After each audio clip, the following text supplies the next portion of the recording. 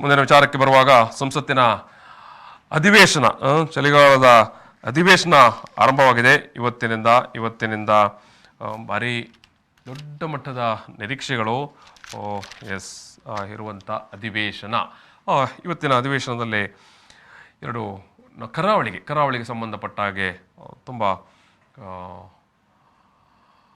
ಒಂದು ಕಡೆ ನೋವು ಕೂಡ, ಒಂದು ಕಡೆ ವಿಷಾದ ಕೂಡ, ಒಂದು ಕಡೆ ಒಂದು ಗೌರವ ಕೂಡ.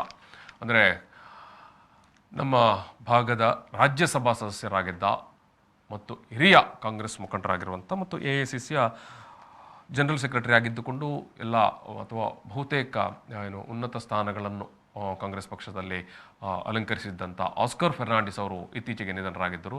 ಅವರಿಗೆ ಇವತ್ತು ಆರಂಭಗೊಂಡಂಥ ಪಾರ್ಲಿಮೆಂಟ್ನ ಅಧಿವೇಶನದಲ್ಲೇ ಅವರಿಗೆ ನುಡಿ ನಮನ ಮತ್ತು ಅವರಿಗೆ ಗೌರವ ಸಲ್ಲಿಸುವಂಥ ಕಾರ್ಯಕ್ರಮಗಳು ನಡೆಯಿತು. ನಾನು ಈ ವಿಚಾರವನ್ನು ಇಲ್ಲಿ ನೋಡೋಣ. 10वीं और 11वीं श्री आस्कर फर्नांडिस जी, 7वीं, 8वीं, 9वीं, 10वीं और 11वीं लोकसभा के सदस्य थे, जिन्होंने कर्नाटक के उडुपी संसदीय निर्वाचन क्षेत्र का प्रतिनिधित्व किया। वे मानव संसाधन विकास संबंधी संसदीय समिति के सभापति, सभा की बैठकों से सदस्यों के अनुपस्थिति संबंधी समिति के सदस्य भी रहे। श्री आस्कर फर्नांडिस जी 3 बार राज्यसभा के सदस्य रहे। वे वर्तमान में भी राज्यसभा के सदस्य थे।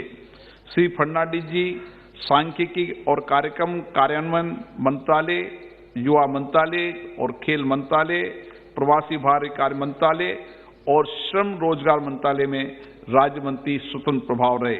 श्री आस्कर फर्नांडिस जी का निधन 80 वर्ष की आयु में 13 सितंबर 2021 को मंगलूर में हुआ।